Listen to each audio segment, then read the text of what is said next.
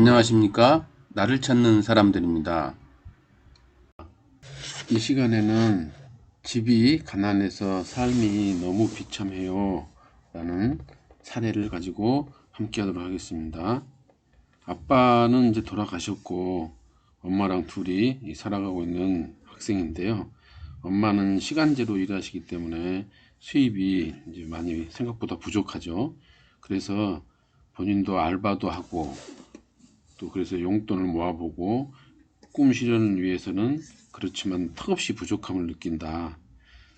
또는 또 옷도 사고 싶고 화장품도 사고 싶고 친구들이랑 놀러 다니고도 싶은데 그럴 수 없는 본인이 한없이 초라해지고 또 나 하나 뒷바라지 못해주는 엄마가 밉고 때로는 아빠 따라서 저 높은 곳으로 그냥 가고 싶을 때도 있어요 라고 말하고요. 그렇지만 어떻게 해야 다시 힘을 낼 수 있을까요? 도와주세요 라는 그러한 상담 사례입니다. 사실 많은 상담 사례 중에서 이 경제적인 거, 이 가난 부분이 무겁고 상당히 힘든 주제 중에 하나죠. 가난, 경제적인 어려움. 이게 사회적인 문제도 많이 일으키는 것을 우리가 이제 또 뉴스나 이런 데서 접할 수 있는 그 주제가 사실은 경제, 돈, 가난이죠.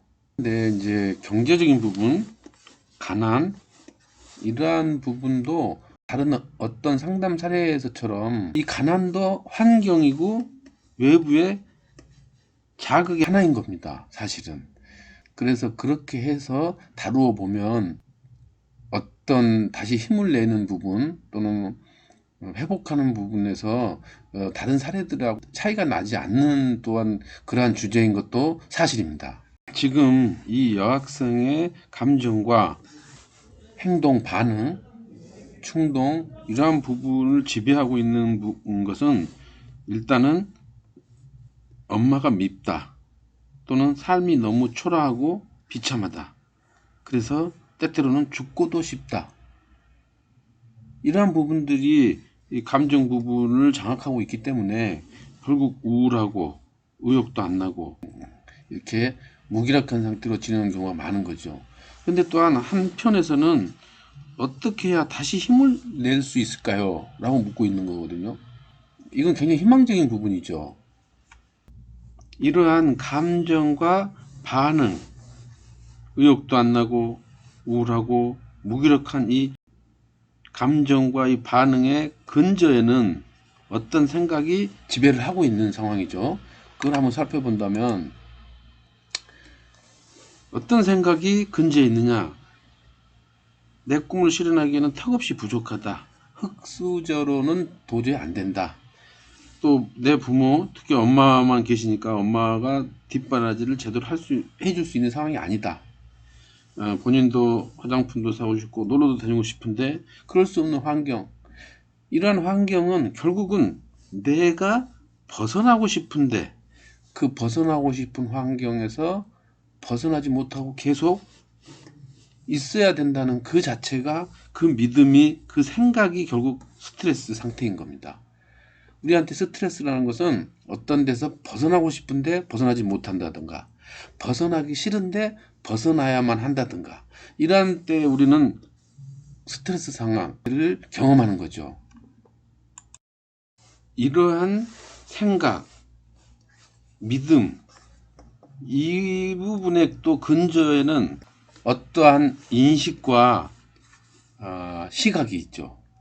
우리의 그 시각 부분, 감각적인 부분과 인식 부분은 일단 낙관론보다는 비관론적 시각이 나를 지배하고 있고 또는 어떤 부분을 전체로 봐버리는 그 일반화의 관점이 내면에 내재하고 있는 겁니다.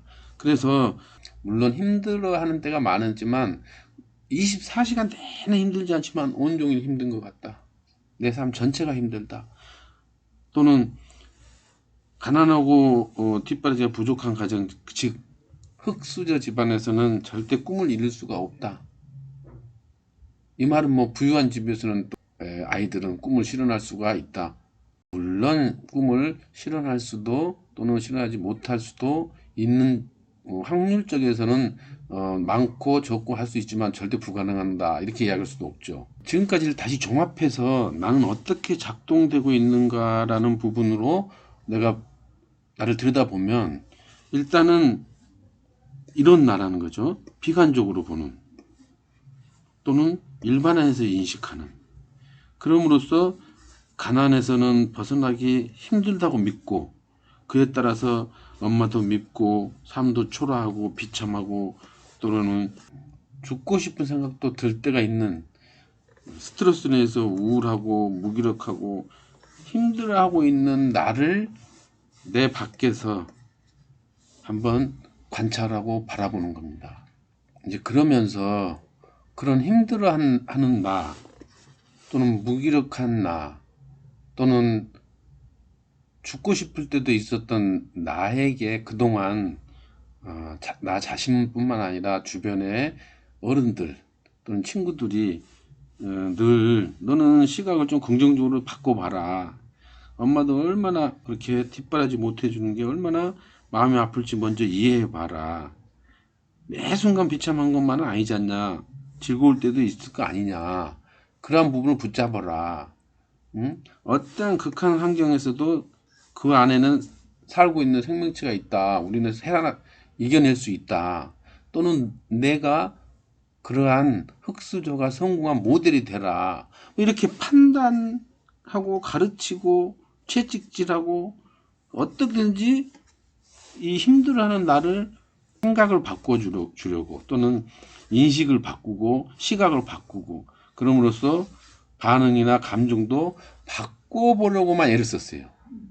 실제로 저도 그랬어요. 이러한 부분들이 일부분은 맞을 수 있었지만 우선적으로 해야 될 일은 아니었다는 거죠. 그러면 이렇게 판단하고 지적하고 채찍질하고 어떻게든지 바꿔보려고만 했던 것보다 더 우선적으로 해야 될 일은 무엇일까요? 그것은 지금 그 애가, 내 안에 그 애가 얼마나 힘들어하고 있는지, 얼마나 외로워하고 있고 무기력해 하는지, 또 그런 속에서도 얼마나 잘 살아내고자 노력하고 있는지, 나의 꿈을 실현시키고 애를 쓰고 있는지, 이 부분인 겁니다.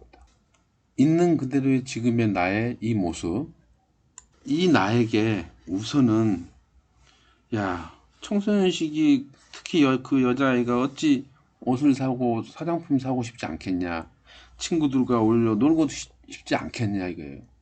응? 가난에서 벗어나고 꿈을 실현시키고 싶지 않겠냐 이거예요. 이러한 부분들을 내가 이런 우울하고 힘들어하는 나를 우선은 바라보고 내 밖에서 수용, 인정하고 그러한 기분을 공감하면서 내가 나를 보듬어 주라는 거예요. 먼저는. 이게 자기 사랑이거든요. 가난하다고 해서 내가 나를 받아주고 보듬어 주고 하는 것까지도 할 수 없는 거냐. 우리 어머니가 한 번씩 이런 말씀을 하셔요. 혼잣말로. 정말 가난하게 살았을지라도 가난한 건 어쩔 수 없었다 치지만 서로 아끼고 이해하고 사랑까지 못할 건 없었는데 라는 말씀도 한 번씩 하십니다. 정말 가난하다고 내가 나를 받아주고 내가 나를 보듬어 주는 것까지도 할 수 없는 것일까요? 나에게 인정받고 사랑받는 나는 누가 되든지 생기가 되살아납니다. 감사합니다. 나를 찾는 사람들입니다.